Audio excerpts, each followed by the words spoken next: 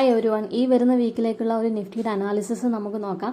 കഴിഞ്ഞ വീക്കിൽ നമുക്കറിയാം, കഴിഞ്ഞ കുറേ മാസങ്ങൾക്ക് ശേഷമുള്ള ബെയറിഷ്നെസ്സിന് ശേഷം ലാസ്റ്റ് ഒരു കൺസിസ്റ്റൻ്റ് ആയിട്ട് 4 ഡേയ്സ് നമുക്കിവിടെ നോക്കിയാൽ അറിയാം അപ്സൈഡ് മൊമെൻറ്റം ക്രിയേറ്റ് ചെയ്തിട്ടുണ്ട്. പക്ഷേ ഈ ഒരു ലാസ്റ്റ് വീക്കിൽ നോക്കുവാണെങ്കിലും വീക്ക്ലി ടൈം ഫ്രെയിമിൽ മാർക്കറ്റ് ഇതുവരെയും ട്രെൻഡ് റിവേഴ്സൽ ആയിട്ടില്ല. ഓവറോൾ ഡെയിലി ടൈം ഫ്രെയിമിൽ മാർക്കറ്റ് ചെറിയൊരു അപ്പ് മൂവ് കാണിക്കുന്നുണ്ട്. പക്ഷേ പ്രൈമറി ട്രെൻഡ് ഇപ്പോഴും ബെയറിഷ് തന്നെയാണ്.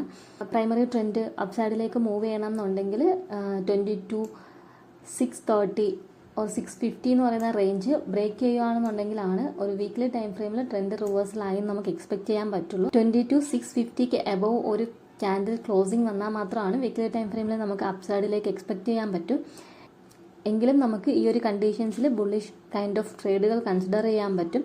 മാർക്കറ്റിൽ ഡിപ്പുകൾ വരുവാണെന്നുണ്ടെങ്കിൽ ബൈയിങ് സ്ട്രാറ്റജീസ് അപ്ലൈ ചെയ്യാം. അതല്ലാന്നുണ്ടെങ്കിൽ ബുൾ കോൾ സ്പ്രെഡ് പോലത്തെ സ്ട്രാറ്റജീസ് അപ്ലൈ ചെയ്തുകൊണ്ട് മാർക്കറ്റിൽ ട്രെൻഡ് റൈഡ് ചെയ്ത് പോവാം.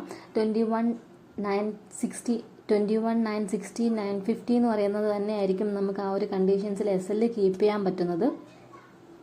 ഈ ഒരു ലോ ബ്രേക്ക് ചെയ്ത് കഴിഞ്ഞാൽ വീണ്ടും മാർക്കറ്റ് ബെയറിഷിലേക്ക് പോകാനുള്ള പ്രോബബിലിറ്റി ഉണ്ട്. ഓവറോൾ നോക്കുവാണെങ്കിൽ മാർക്കറ്റ് മേ ബി ഇവിടെയൊക്കെ ഒരു റേഞ്ച് കൺസോൾട്ടേഷനുള്ള പ്രോബബിലിറ്റി ഉണ്ട് നെക്സ്റ്റ് വരുന്ന വീക്കിൽ.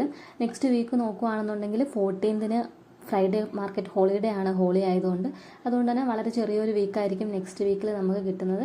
ലാസ്റ്റ് വീക്കിൽ സ്റ്റോക്സുകൾ നോക്കുവാണെന്നുണ്ടെങ്കിൽ നല്ല രീതിയിൽ അപ്സൈഡ് മൂവ് ചെയ്തിട്ടുണ്ട് സ്റ്റോക്കുകൾ. അപ്പം നിങ്ങൾക്ക് ലോങ് ടൈമിലേക്ക് ചെറിയ ക്വാണ്ടിറ്റീസ് ആഡ് ചെയ്ത് തുടങ്ങാൻ പറ്റും. ഈവൻ ചെറിയ സ്വിംഗ് പൊസിഷൻസും നോക്കാൻ പറ്റുന്ന സിറ്റുവേഷനിലാണ് മാർക്കറ്റ് ഇപ്പോൾ ഉള്ളത്.